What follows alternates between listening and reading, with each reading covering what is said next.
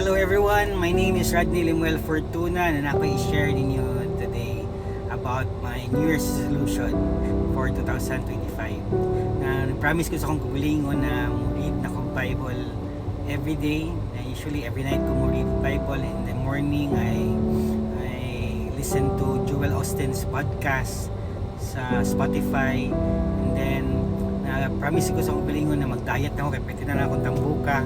And para ma-healthy sa ko din ako mag-eat of rice, then mag-intermittent fasting.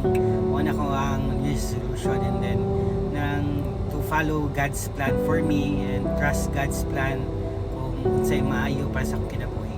Then lingaw kayo gahapon kay kanang duty mami gahapon sa akong wife sa among shop dito sa Ayala Mall Central Block. Then 10 among opening sa shop. Then before mi adto sa shop ni leave mig mga 8:45 siguro to 8:50 ba sa balay, and then hapit pa mig duha ka suppliers. Then pag second supplier na mga 9:30 ni padung ra ba sa Ayala Central Block, it will take around 20 to 30 minutes depende sa traffic. And then pag second supplier na dugay kay na release ang anang akong i-order kay ila pang ipa-approve sa Manila, then akong wife ni decide na lang na mag-maxim padung sa Robinson's Galleria kay mag-renew siya sa business permit.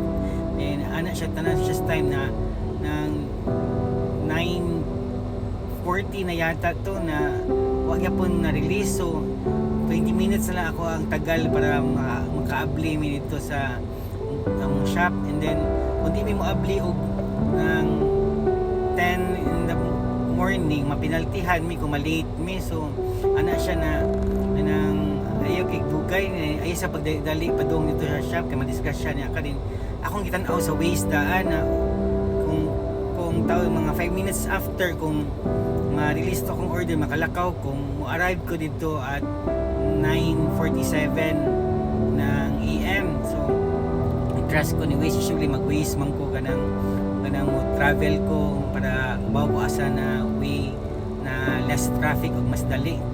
And then mao to mga 9:42 man siguro to na release na noon 9:42, 9:45 pa. Then so gamay na lang yun akong gap na para maabot ko sa shop on time. So nag-waste na ko nakuha na akong order.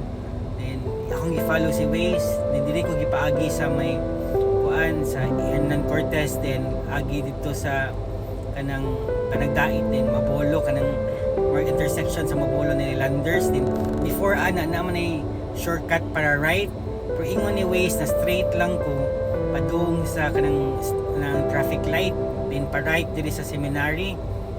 Then naglibog na ko mo pag-abot ako duol sa shortcutanan, nang liko ang mga sakyanan pa right sa shortcut hasta tong bus. So din nang sa paatubangan tan-aw na ko nag-traffic pa kay sa traffic light. So nag-question ko sa akong kagalingong sa Waze na follow ba ko sa Waze no, or nang di na lang kanang drill lang ko sa shortcut, pero nagano na ako sige follow lang ko sa direction ni Waze. So bahala nag-stop light pa dito sa unahan, so i-follow ko sa direction ni Waze. So pag right na nako nakita na nako ang katong shortcut natanggong sa tanan dito kay ang bus maglisod magliko para right na sad, so daghan kay nang natanggong ng mga sakyanan. So kung dito pa ko ni sud masamot ko malate noon ko, so nang good thing ni follow ko ni Waze. So ang pag-abot na ko sa shop 9:53, so nakoy 7 minutes to go up, so sakto ri kayo pag-abot na ko sa taas 9:58 na kaabli ko na way penalty ang shop. So ang lesson na today na akong ma-share ninyo na kanang the Lord Jesus Christ teaches us in small things like ways. Murag si Jesus ba na siya daw ang ways sa atong kinabuhi, na follow lang sa ako ang path para then don't be tempted to take shortcuts na dili ako ang plan. So mo to kung na-tempted po ko ng shortcut mas maliit ko. So mo na ba in small things ng Lord Jesus Christ teaches us the right path. So mo na ang purpose sa Bible, na diya ang lesson, na diya ang word of God na to follow His ways and the 10 commandments.